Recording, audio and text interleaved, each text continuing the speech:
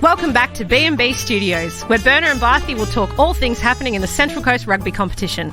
Good chat, good footy, good fun. Take it away, boys.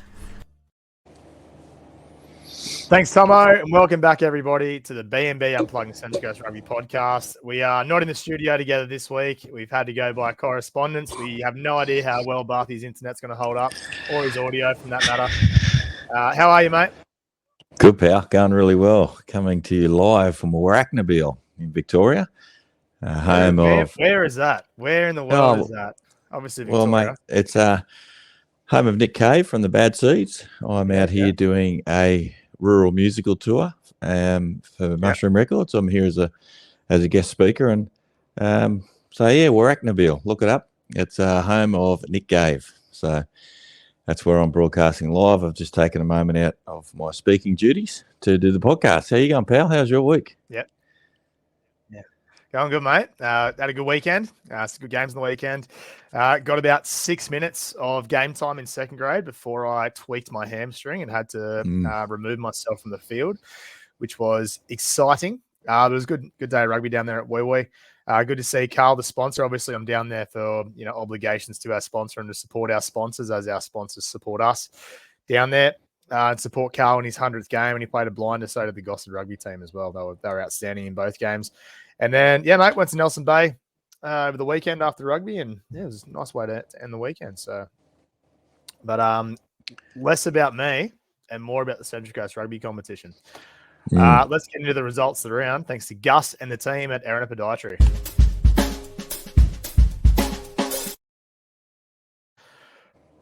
Start with the women's. First things first, Barthy. This was before the day that we got announced, but Lakes defeated Hornsby 28-0. Yeah, no, not real good, that. And not real good on a couple of counts. I didn't sort of think too much of it. And an unnamed person raised their concerns to me about teams forfeiting, and I actually didn't really give it that much thought. And it's not until you look at a variety of forfeits that have been happening, but you got some women who are really battling to try and win the Kate Thompson medal, and it's hard to win the Kate Thompson medal when you don't get the chance to play. Yeah. And I mean, individual honours are all by and by, and it's secondary to what's important. It's a team sport, but it was actually an interesting point that was raised to me that I hadn't really given any thought to, and I guess there's a bit of legitimacy in it, but obviously we don't want any forfeits, and with that there's collateral damage when anyone forfeits, and unfortunately the Hornsby women, the Nailers, are doing it tough. They've had some injuries and girls overseas, and really disappointing outcome to see that 28-0 scoreline. But another win for Lakes, though, which is helping them. They're pushing to third spot now, so more have solidified their third spot. They're now 5 points ahead of the Razorbacks. After the Razorbacks went down on the weekend, 71 points to 5 against the Trojan women. Barthy, you were there at this game. What did you make of this? I was, mate, just trying to bloody sort this out here. Mate, I was. Doesn't surprise anyone, that.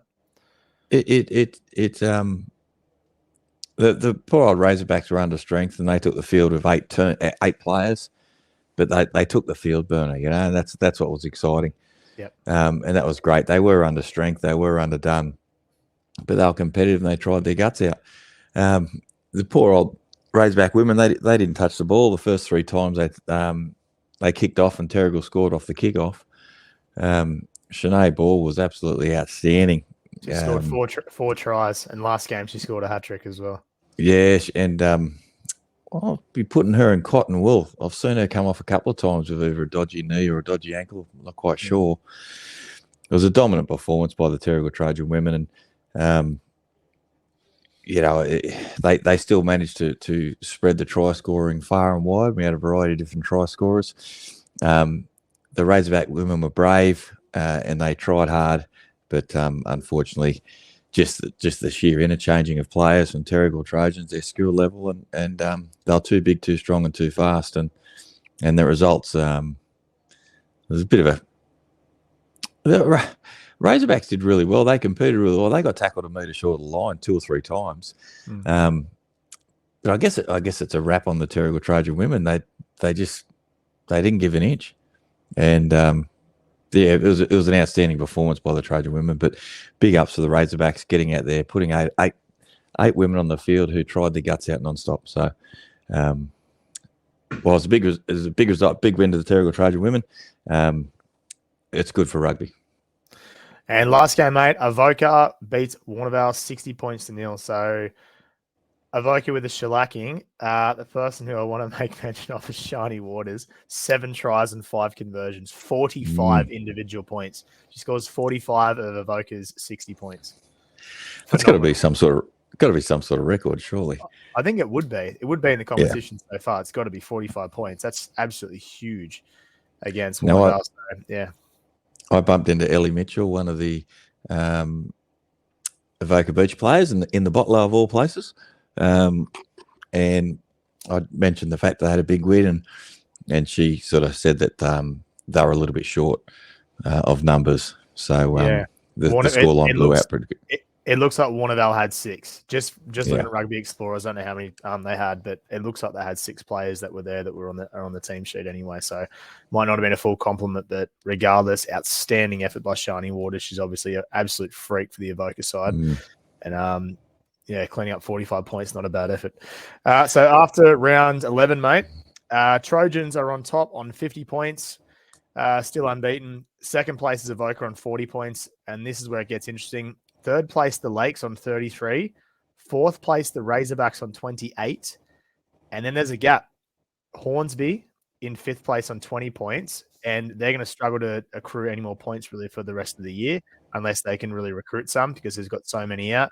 Underneath that, Warrnambool is 6 on 15 points. So they are 13 points off the finals at the moment, and we're sitting at the bottom on 1 point. So the top 4 like it's really firming up, which your Terrigal, Avoca, Lakes, Razorbacks at this point in time. It'd be hard for Warrnambool to really claw back, and obviously Hornsby with the injuries and the personnel they've got out. Yeah, mate, and I think you can pretty much lock that top 4 in, even though we're this far out. It's just going to be a case of getting through the season, getting fine-tuning and preparing for the semi-finals. So it's a bit rich to say when we're 6 or 7 weeks out from the semis, but I think we're pretty clear to see we've got a top 4. Yep. And Razorbacks in that as well, which is really exciting. Considering where they were last year, as Orenbong, all that saga, and then obviously to be now where you're potentially playing finals footy with the players that they got, which is absolutely awesome. And mate, they were competitive. They were outgunned, and they weren't at full strength. But they were a competitive outfit. They tried their guts out. They just didn't have the numbers and the strength. And so Terrigal went through them fairly easily. But I'd like to see them at full strength with a bit of training under, a bit more preparation before the game. So I reckon they'll be a lot better side than what they showed on Saturday. Yeah. All right, on to Premier 1, mate. First game will start off, which is also our exquisite exterior cleanup of the week.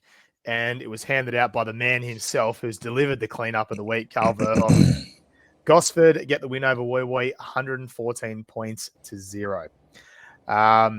Pretty dominant display in this one, mate. Did you get much mail? And then I'll throw some things on there. No, mate. No, not at all. Just the sad state of affairs that the Woy Woy Rugby Club are in.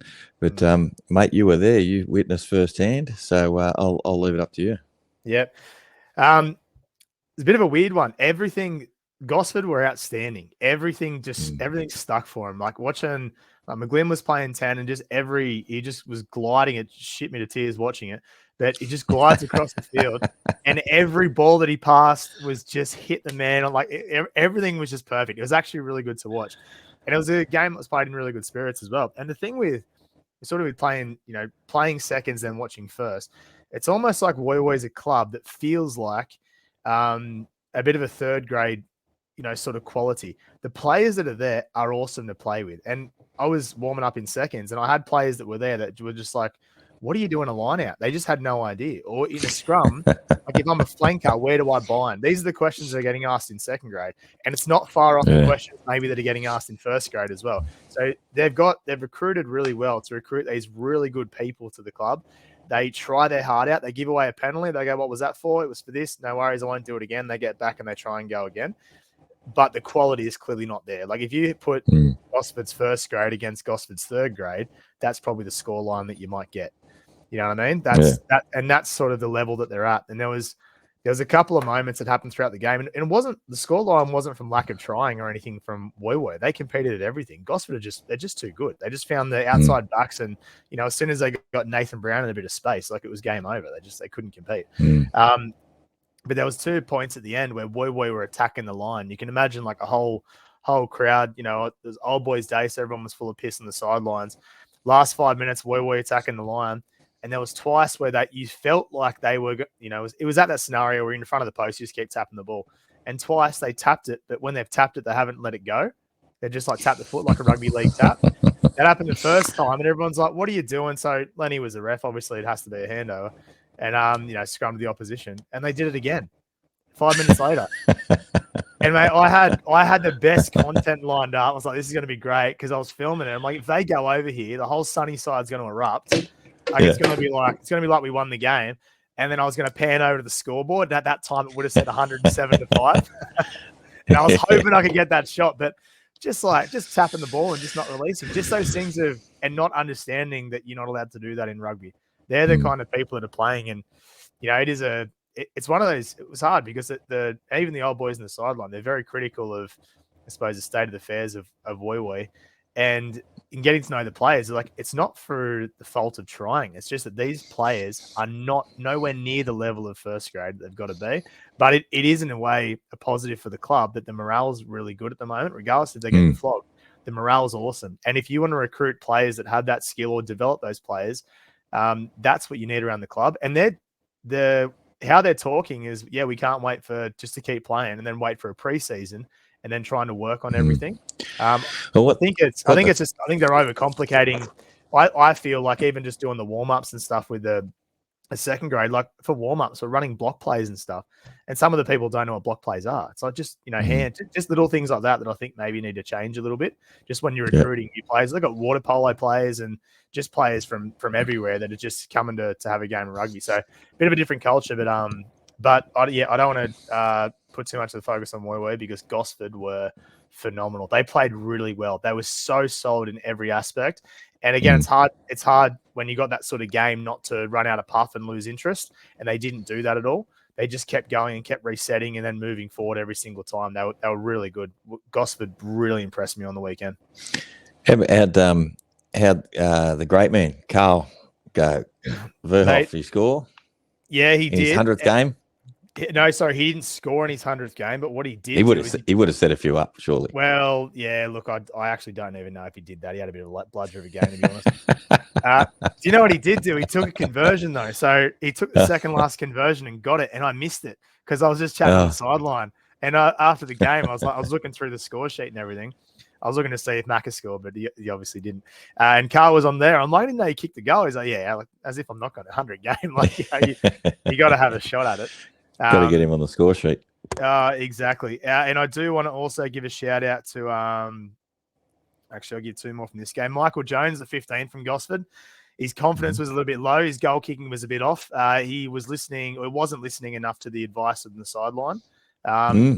We were telling him he was lining up the ball wrong, and he just, I don't know if it's a bit of arrogance from Jonesy there, but he wasn't listening to us very well, and he missed a couple of shots and then sacked himself, and Nathan Brown rightfully took over. So I'm hoping that Jonesy can do a bit of practice this week, mate, and obviously just listening to that sunny side. Yeah, start listening to advice on the sideline. It could be a good way to go about your playing future. 100% is. And the last thing we'll get onto that one later on. We'll get onto the Jackson message later on. Back to the other games. Avoca get the win over Lake Macquarie, 53 points to 7. Bit of a different looking outfit, Avoca, this week. They had a couple out for whatever reason. But I noticed Mitch McGrath playing 10 as well. So a little bit out of position, but that, he's still obviously going to be an amazing 10. Charlie Crimmings in 9 as well. So what'd you make of this, mate? I'll tell you what I made of it. Look how many try scores. Look how many tries were scored. Look how many conversions were made. Oh, I haven't seen this. I tell you what, Sam Evans can cop a bit of a hard time from time to time down at the Avoca, but gee whiz, they missed him on the weekend. So he keeps 4 from 9 for those playing at home. 4 from 9. he's in a purple patch of form, old Sam Evans. I'm not sure why he wasn't playing on the weekend, but he's been outstanding for that side this year, and he's been guiding them around really well. And yes, we didn't play on Saturday, I'm led to believe. I think it was a contractual. I think it's been a contractual disagreement, mate. I think he's purposely not played this weekend so they can see his value, what he needs moving forward. That price yeah, that's exactly right. But good win there by Avoca, and mate, 53 points to 7 in terms of Lake Macquarie. That's statistical evidence, further proof. Yeah, exactly. Next game, Hornsby defeat the Lakes 17 points to 10. Yeah, I'm going to put a line through the Lakes now. That was a game they needed to get up for, and they needed to win if they were any chance of chasing that fifth spot in the semi-finals. And as a game they needed to win against Hornsby, this game they could have and should have won against Hornsby. They had everything going for them, but obviously couldn't get the job done. So disappointing result for the Lakes, and I think that pretty much cruels their season and keeps a very faint hope for the Hornsby Lions to try and get that fifth position. But I think that's the end of the end of their semi-final hopes for the Lakes, unfortunately. Yeah, well, Warnervale are on 26 points. Lakes are on 13. So Lakes are 13 points off fifth spot, and Warnervale's still got a game in hand as well. So you'd think that, fortunately for Lakes, they've had a couple of close games, and I think that's probably the end for them. I can't see them really pushing for finals after that one. And then the next game was the game that you're at. Terrigal Trojans beat the Razorbacks 25 points to 23. I was looking at the updates, and I saw in the last few minutes it went from, or was it 22? It was 22-20, then it was 23-22. Razorbacks were in front, and then Trojans kicked a penalty to win 25-23. So you're at the game, mate. Tell us about it. Yeah, lucky to sneak away with the win, the Terrigal Trojans side. If you're on the Razorback side of the field, you'll feel that you've been robbed or harshly done by. And if you are in any way, shape or form knowledgeable about the game on the Terrigal side, you'll say, well, we'll take that one because sometimes you don't get them. And that's the type of game it was. It was a real funny sort of match, to be honest, Bernard. To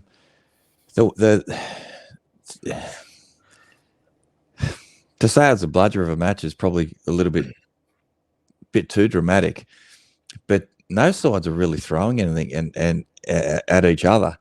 The Razorbacks were just defending and just shutting down the Terrigal Trojans really well, and the one intercept try to Matt Martin was their only attacking raid.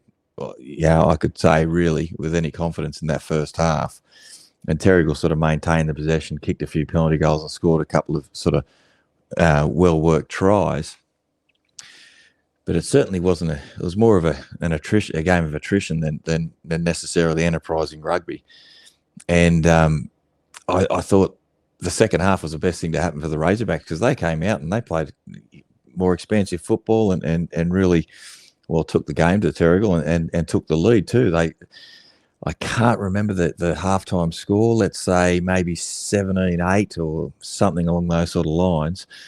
And the Razorbacks came back really well and took the lead. Obviously, I made a few sort of notes throughout the day of Owen Turner. I think the 12 had a strong match for the Razorbacks, playing really well. He's been solid for a few years for them. Yeah, he really sort of trucked it through the centre well. Lockie Peruk was outstanding. I thought he was the best player on the paddock by a country mile. I thought it was Lockie and then Daylight for anyone else. He was. He had a really strong game. But Terrigal were Terrigal. The Trojans were the Trojans. They marched along. They didn't really panic, and they just continued on with, I guess, with their same sort of pattern and rolled away. And look, mate, they stole that one. And I'm happy to be told I'm full of shit by anyone who supports Terrigal, but I can tell you right now, Berner, I was standing around a lot of old boys at Terrigal who know a lot about rugby, and they were all on the same level as I was, and it was holy shit. They just got away with that. Yeah, they should take that and move on. And that's the type of game it was. I thought it was fairly unenterprising by Terrigal, to be honest.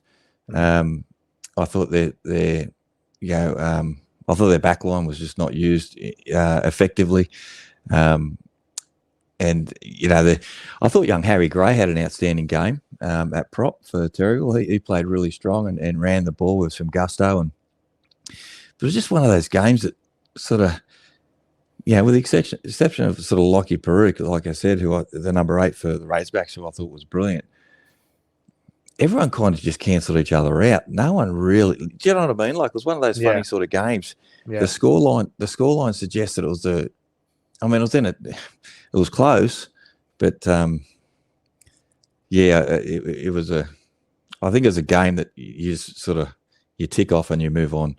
Yeah. If I was, I had a quick chat with Nick Meyer on my way in, and he was fairly confident about the game. And for a good reason. I think you saw there that the Razorbacks had the Trojans measure. And I also had a chat with Michael Farrelly, the Terrigal coach, before the game, and he was sort of the same. They were ready to go, and it was a tight tussle. It was an attritional match that Terrigal got away with, and they needed to, because it was an important match in regards to the standings and getting some vital points. So it was a victory that Terrigal needed, and they worked hard to get.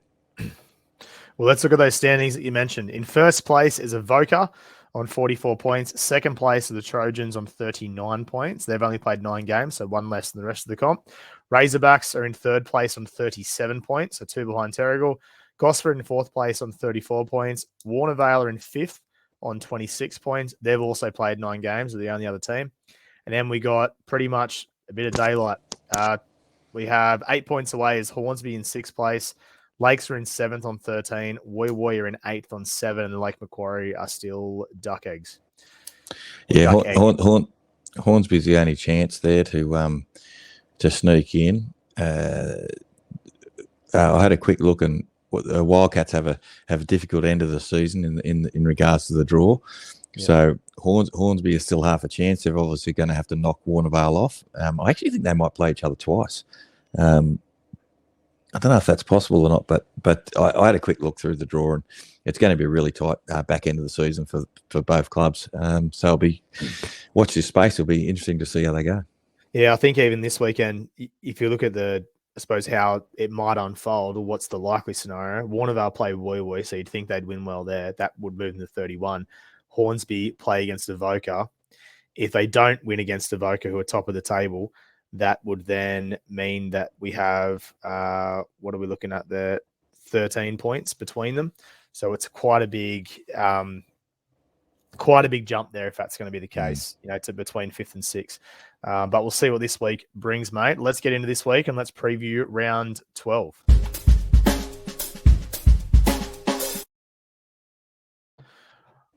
All right, we'll stick with the men's. First game, Woy hosting Warnervale. It's been quite an interesting one. There's a couple of ex-Woy players that are playing for the Wildcats, playing their trade in blue rather than red. So I think it'll be a couple of old friends going up against each other, but I also only see this going one way, mate. Yeah, you said Woy are hosting, is that correct? That is correct. Does that change your thoughts on the match? No, it doesn't really. It just means that Woy might be a little bit more competitive. I see Warnervale winning here, and I think it's an opportunity. It was a very tight match the first time these guys met. If you remember, I think it was the first or second round this year, and it was a very tight affair with Warnervale just sneaking away with the victory. I don't see that happening again. I see a big victory for the Wildcats. I think they need to have a big victory too, to be honest. I think they really need to put a few points on poor old Woy this week. Yep. Second game, Hornsby host Avoca. So fresh off a win, Hornsby. Yeah, Hornsby need to go in with confidence into this match. They need to believe they're half a chance. Scratchy performance by the Sharks last week against the bottom of the table Roos, and it was quite a few players got an opportunity to play first grade for the Avoca Beach side, I've been led to believe. So, just changing back, it might mean they're a little bit unsettled, and it could be a little bit of an opportunity for Hornsby. And I think the the Lions, Hornsby Lions, have really got to go in with a real sense of belief that they can, knock Avoca off. If they're any chance, it's got to start in the headspace because they're certainly competitive. Their first round match, I went and watched that one, and they were very competitive. It was 30-something to 12, I think, was the full-time score. So they're not too far away, but I see the Sharks will be too good for them. Yeah, I think the Sharks will be too good, still undefeated, and I think that will continue this weekend. I just think there's too much of a gap between the Avoca side and the Hornsby side at the moment. Obviously, being at home bolsters things, but I think, a couple out last week, which gave a couple of a chance to play first grade if they're all back this week, including Sam Evans, if he's back this week, is obviously a massive inclusion as well. All right, next game, mate. Lake Macquarie host Terrigal, Walters Park, Field 1. Yeah, it's going to be a tough day out for the Roos. Yep. If they can stay within 60 or 70 points, I think they'll be doing really well. And I think, that is what it is. I think the Terrigal side will. I think they should be looking to bring their backline into some play off set piece, and I think they should be looking to improve a few areas of their game that were exposed by the Razorbacks. And I think it's going to be a tough day for the Roos, to be honest. So, yeah, I'll be surprised if they get within 70 points. Yeah, I'm with you on that one. I think Terrigal far too clinical. And last game, mate, Lakes hosting the Razorbacks. This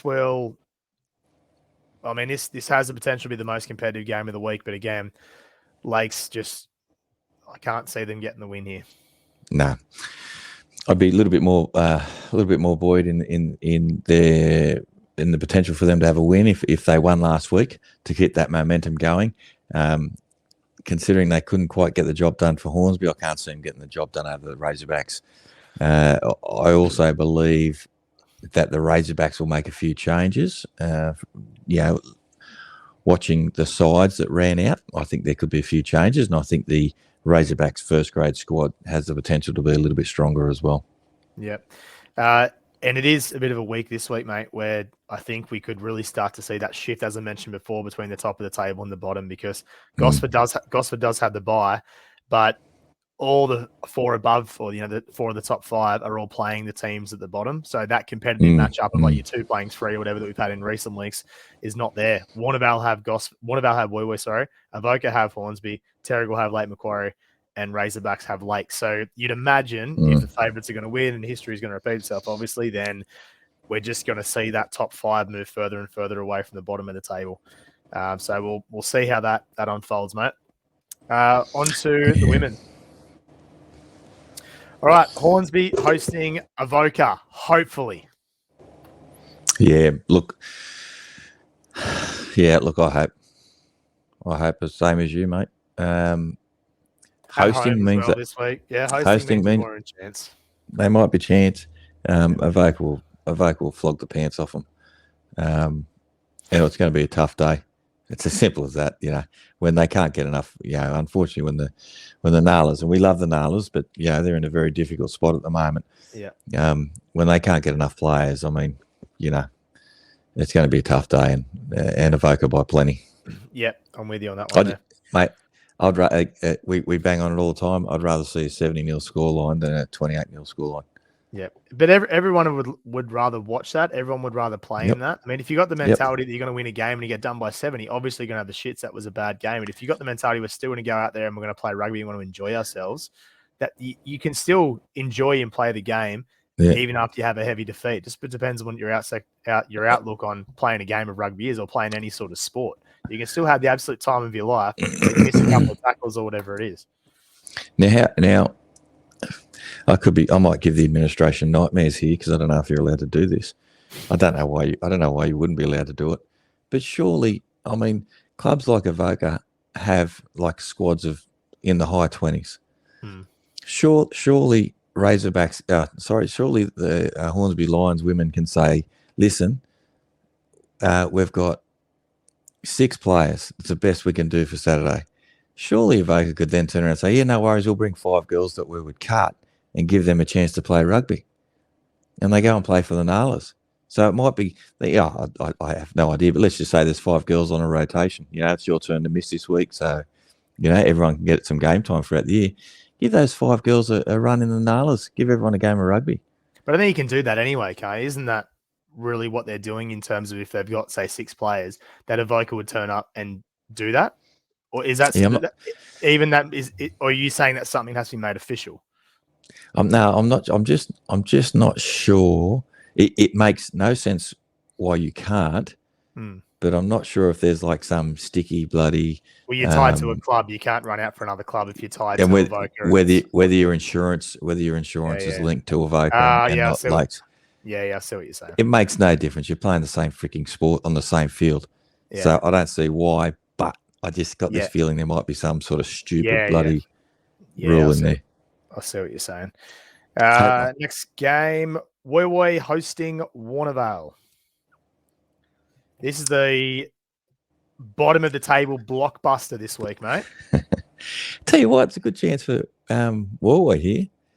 Do you know what? I forgot to say this. I was really impressed. The girls didn't play on the last weekend. They were all there. They were filming the game. They were there. They were clapping the boys out. Like, it's a young squad, but they were all there at the game of rugby on the weekend, watching it and supporting the boys. It was awesome to see, and it was notable that they were there as well. So good stuff.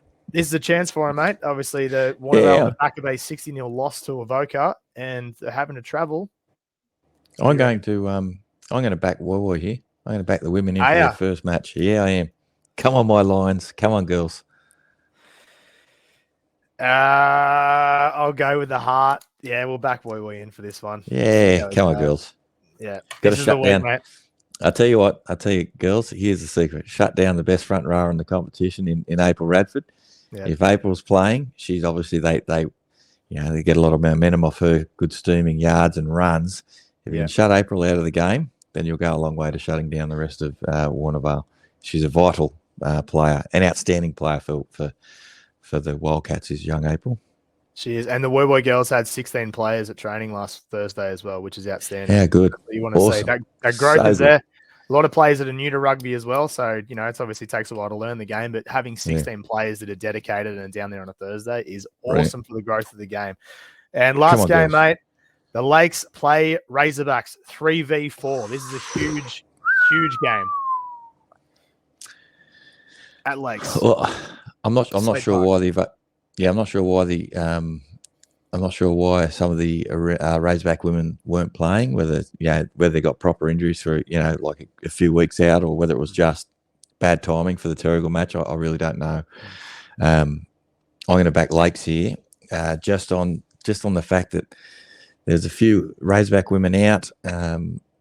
If that's the case and they're still out, they're going to need to be stronger than they were against Terrigal. And I think I'm going to back the Lakes. Yeah, I'm with you. Just looking back through Lakes' recent games, I mean, they've had really good wins. After they got done by Warnervale at Warnervale, since that game, they played Woy 67-0, then again 80-0 the following week. So a big win there. From there, they then had a bye. They beat Avoca 19-7, and they've had another bye. So they haven't lost since that Warnervale game. But it's been very inconsistent. They obviously haven't had, the game time that they would have liked. But they're at home this week, mate. I'm with you. I'm tipping Lakes to get the job done over Razorbacks this week. If Lakes do get the job done, that would push them, what are we looking at? Roughly 10 points above the Razorbacks, depending on, if it's up 5 points, 4 points, whatever bonus points. So it'd be probably 9 to 10 points ahead of the Razorbacks, who'd sit in fourth. So be a good, nice, healthy lead there if the Lakes can hold that over them to secure that third spot.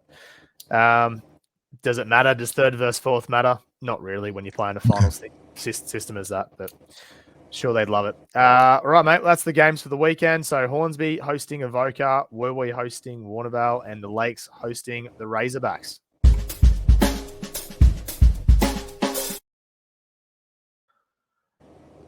All right, we'll give a little bit of love. We do have one sent in from Jackson Steinbach, back row from Rugby Club. Yep. What do you got?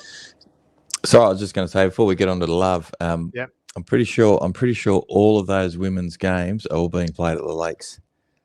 No, they're not. Well, they might be, but it doesn't say that on Rugby Explorer. it says the Hornsby game's at Mark Taylor. It says Wee is at Okay. Warnerville. Why do you I think that? thought I think I read somewhere that they're all playing at the one round, and it's all competition games. Kate Meyer said that. We might need to check that. Thanks, mate. I'll get onto that now. I'm looking at that right now. Hold on. Well, actually, I'll tell you what. Whilst you're looking it up, you can ignore me, and I just want to give a shout out because I know you're starting out a bit of love. I thought Aaron Croft had an outstanding game with the whistle at Terrigal. It's well, I mean, yeah, there's a controversial call towards the end of the match, but outside of that, I thought he had a pretty solid game, and I thought he allowed the game to flow and managed the game really well. So I just want to give a bit of love to the refereeing and the stands we're having in regards to that. I took a few notes down from that game, as I mentioned before, and Crofty's actually in my notes, which I didn't mention. So, yeah, well done, Crofty. He had a good game, I thought. And I also just want to give a bit of love out. I got a new man crush, Burner. And that is for the Razorbacks #1, Mackenzie Zammit. When you get a chance to see his luscious locks, and just a big man with long hair, long sweaty hair, and it's taped up too. It's not like it's just taped straight on hair. It's mate. It's no. Let me tell you, I had sweet dreams that night. That was fantastic. He's so bit of love for Mackenzie Zammit. Good on you, pal. When we do the B&B calendar, mate, Mackenzie can be the front page. Oh yeah, he can be your January. Yeah, and my December. I just found the email. So it's not this weekend. It is next weekend, Saturday the 15th of July. So it's happening is a tennis-side competition. So basically there are 6 games. So it starts at 10:30 and the last game's at 2:40. So it's Avoca Terrigal, then Hornsby Wee, Razorbacks Warnervale, Avoca Lakes, Terrigal Wee, Hornsby Warnervale. So all the teams will play 2 games on that day, which is pretty outstanding. It's basically a gala day of all the teams at the one venue. So that's Saturday, the 15th, which will be an awesome day of rugby if you want to head out to it. All right, back to Jackson. So Jackson back rower for the Gosford Red Devils. I think he got caught in a bit of an ugly clean out in the weekend, dislocated his shoulder. So he sent this in to us. He said, I want to give a shout out. I dislocated my shoulder. This was Saturday night. So I think Jackson's in a lot of pain in the afternoon as well. Obviously, they couldn't get his shoulder back in. In the hospital, I was told to go get an x-ray before they put his shoulder back in. A Woy player was in front of me when he got called. He told them to send me in first. So it was actually Ethan, the guy who played second grade. His shoulder was out but went back in. So he basically got called up first instead of before Jackson, and he told Jackson to go in first and then to take him, obviously knowing that it's sometimes a very long wait as well in that waiting room. If you got a dislocated shoulder and it's back in, you can be waiting there for hours. No one cares about you. And he wanted to give a shout out because he said he was in a lot of pain. He wasn't comprehending things very well, so he probably didn't thank him like he should. But he said, he's a selfless legend, so a shout out to him. So thanks, Jackson, very much for sending that in. It's always nice to hear those sorts of stories. And obviously to Ethan, one of the new players, playing twos for Woy. Hats off to you as well, mate. Because obviously Jackson in a lot of pain there, and you've let him go ahead, which is allowed him to get his shoulder put back into place in a timely manner. So appreciate that. Yeah, good stuff. Good stuff. Now, and the other ones I do want to see the NAIDOC week jerseys. It looks like those are the refs have got NAIDOC week jerseys that we're wearing this week, which looks absolutely they look unreal. Awesome. Yeah, they do. I posted them on the socials. Lenny, any spare, mate? You know where they can go. If you've got a triple XL spare, you know where that one's going. And if you've got a large, then you know where that one will go to. Appreciate your work, Lenny. Have you got anything else, mate? I think that's it. I do. No, mate, I do. We received a teledex the other day. I'm googling in fact, it's not a teledex. I got my words mixed up. Teledex is like an old school phone book thing. Something like that. Anyway. Yeah, it is. It's the one. Yeah, you're right. Yeah. We got a mail from Well, look, I need to keep people who get in contact with the podcast. Sometimes they like to have that word that I can't pronounce. Anonymity, that word. I still can't do it. So we got to, we've got to protect people's identity from time to time. So I'm not going to say who put the, I'm not going to say which member of the board got in contact with the podcast here, but let's just say her name rhymes with Mate Romson. Yeah. And Mate got a hold of us here and just said, Barthy, about your axe grinding, you know where you can shove your axe and continue to go on. No, actually, what Kate did, it was fantastic. She got in contact with us and said, well, here's the stance. And she said, this is the reasons why. And I'll paraphrase it and I'll get it wrong, just so I sound right from grinding my axe. But she actually did raise a really good point. And it was basically the reason why is because the buy team can potentially get the opportunity to play an extra game than everyone else because of that washout round.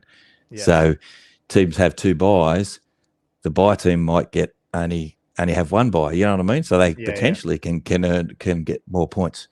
So I thought, well, big ups. I'm glad she sent through and explained that to it. I think there's some validity in that reasoning. I don't necessarily agree with it, but I think that there's I think it's a valid point what she raises. And look, at the end of the day, everyone's going to be upset, or someone's always going to be upset when the game's got to be called off and a round's got to be called off because like you look at Terrigal playing the Roos, respectfully. I can't see Lake Macquarie coming in within 60, 70 points. So anyway. So no, thanks, Kate. I think it's important that we put that out there. That's the reasoning behind it. I think it's pretty fair reasoning too. That's why the buys don't have points allocated to it. But that's also great, Kate. For I think you mentioned a Kate or something there, mate. But Mate Romson, I think was Mate Romson. Mate Romson. It's good for Mate Romson to reach out straight away as well and just say, well, no, here's the official stance, because you're obviously 2 idiots just on a afternoon, just chatting shit. But and obviously that goes out to people as well. So it is awesome when people get in touch with us and say, well, here's actually the stance. Here's the reason why we do it. There's obviously validity behind it. It's not just people making decisions willy nilly. I think and it's not the first time it's happened either, Barthy. I think it's not the first time she's contacted the podcast and says, listen to you two dribblers. Stop making my life 10 times harder than it needs to be. That's right. Yeah, that's right. Good on you, Kate. We love you. We love you, mate, as well. Right. Good on you, mate, Robson. No, mate. No, I got to get back. I got to get back to this Nick Cave talking tour. Yeah, awesome, mate. Well, thank you for your time. The Central Coast really appreciates you taking time out of your busy day. You get back to Nick Cave, mate, and will do. We'll see you all at a game of rugby this week. See ya.